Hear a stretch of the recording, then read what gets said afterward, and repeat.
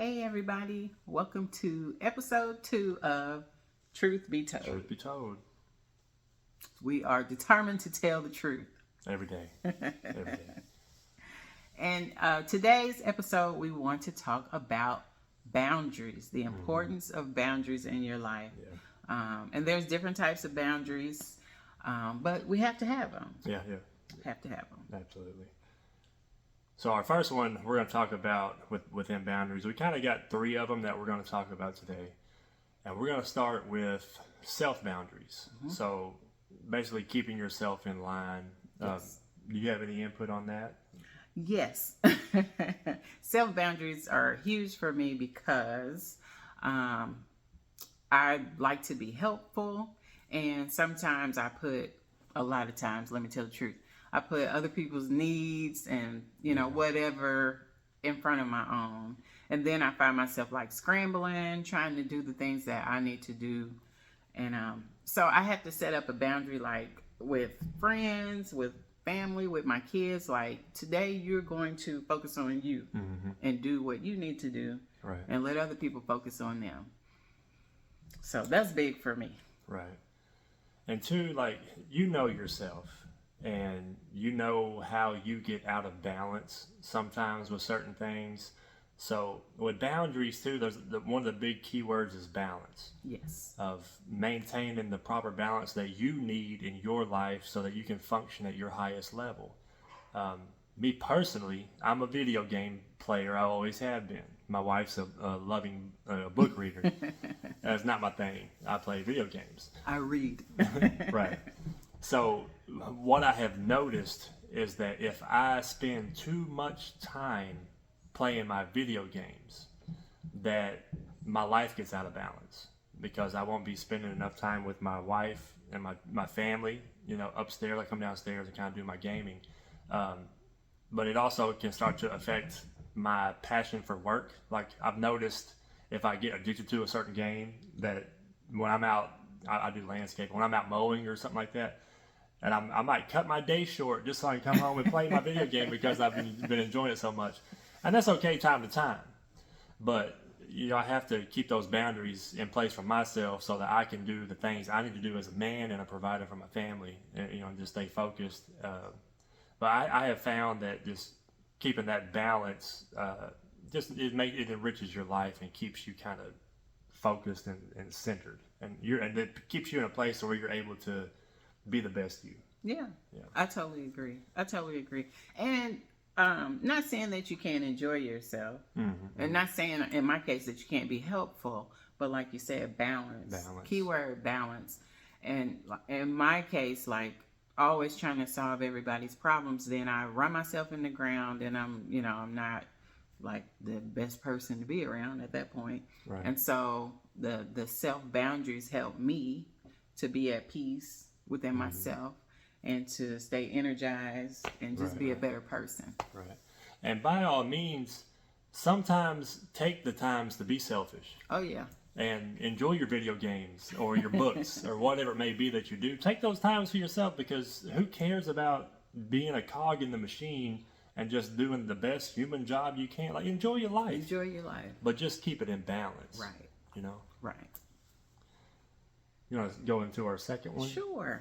So the second type of boundary that we wanted to talk about was just like family boundaries, like your family unit, like if you still have kids at home and things like that, or if just you and your spouse, that's a family also.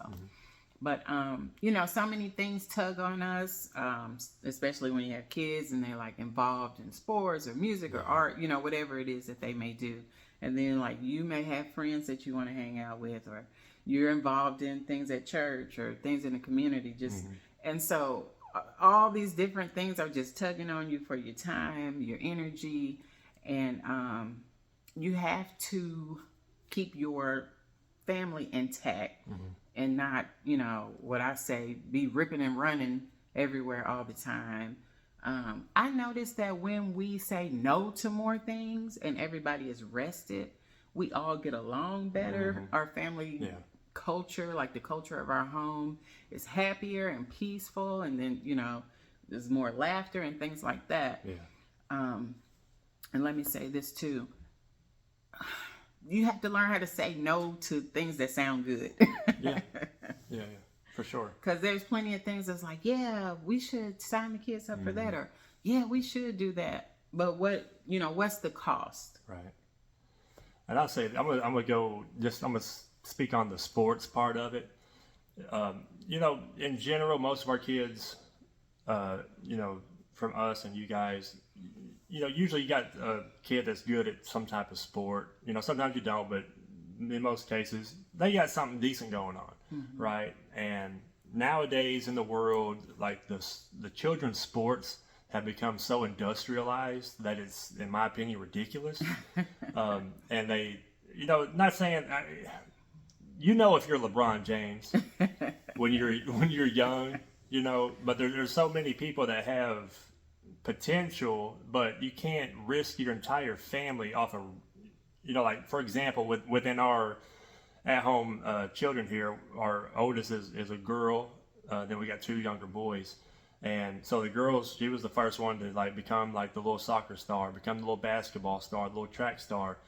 And they were, of course, immediately being like, y'all need to come do the AAU and run to St. Louis, an hour away every week, a couple times, and do all this and that, yada yada. So me as a father, as a man, you want your kids to be the best, right? It's this natural thing. But I have myself, I have a wife, and I have 2 other smaller children below her that we all have to travel as a unit to go, just so that she can go up to St. Louis to play the slice of soccer or whatever sport it may be.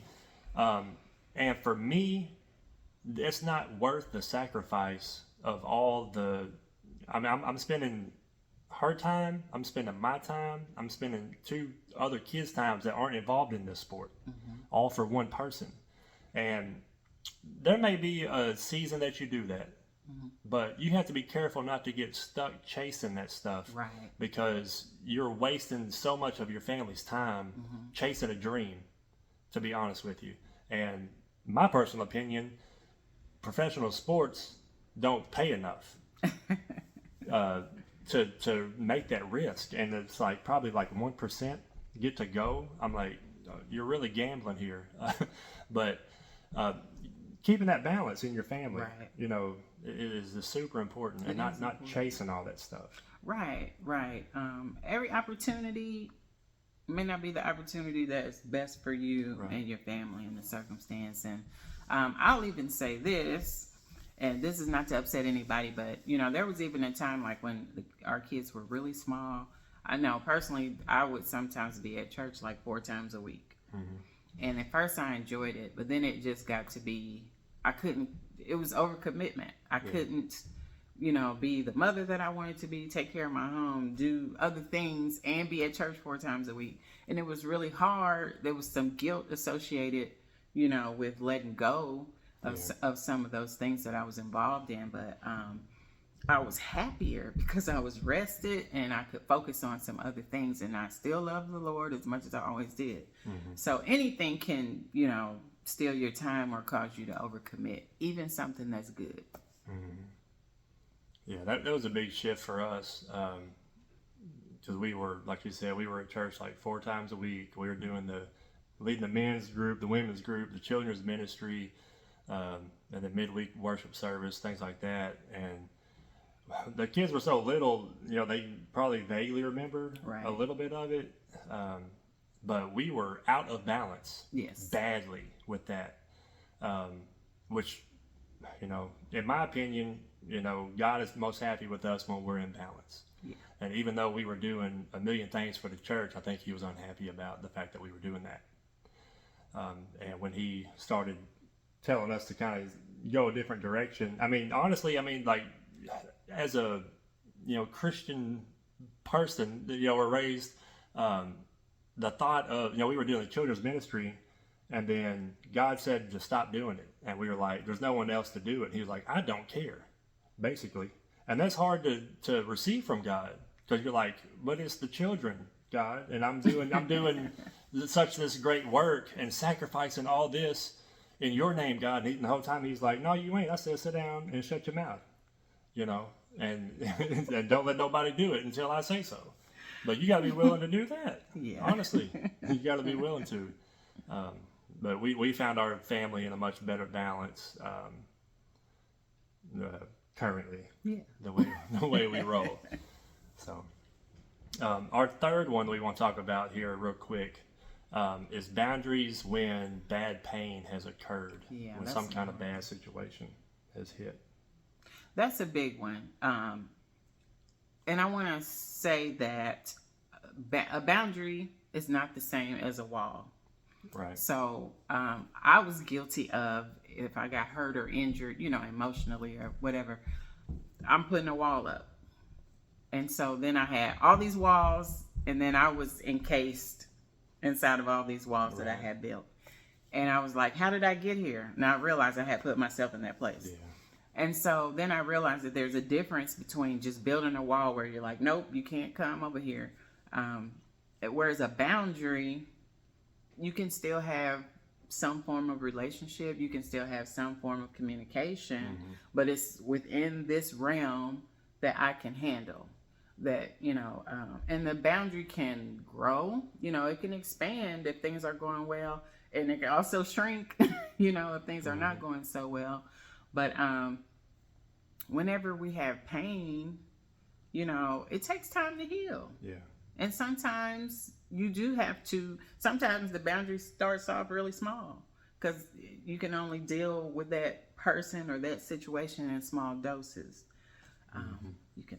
Well, in my mind, a wall, you know, is a solid wall like the Great Wall of China or the walls around Jericho or Jerusalem or something like that. Boundaries are more, in my mind, like the border between states.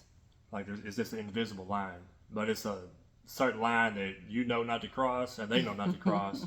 But sometimes there are some situations where you do have to build a wall. And there's no ifs, ands, or buts. That wall is staying right where it's at, no matter what. Right.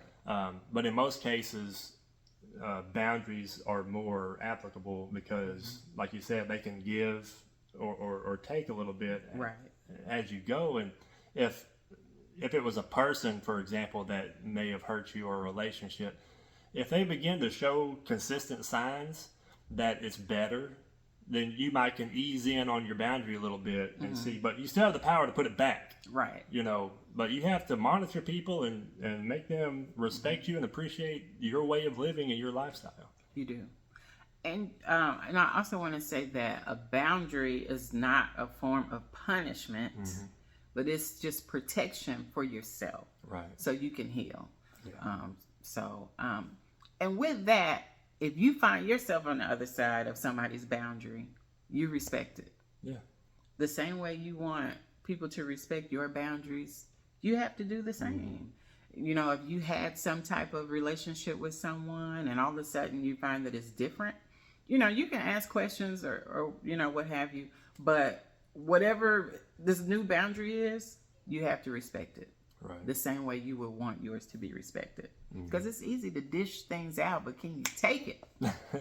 Right. That's right. So we'll just end there for today. It's been another great episode of Truth Be Told. Yes. We were a little bit slower on this one. We had our daughter had got a mild concussion with basketball, and then I had one of my eyes that got infected and was swollen and red, so y'all didn't want to see that. It's been a rough ride. It's been rough. And we've been dealing with lots of frustrations. Yes. And I think that might be one of our other topics that we're going to hit is how to deal with frustrations and how to let those frustrations elevate your life. Episode 3. Episode 3 coming up. Yeah. Anyway, y'all have a blessed day. We'll see y'all the next time. See ya.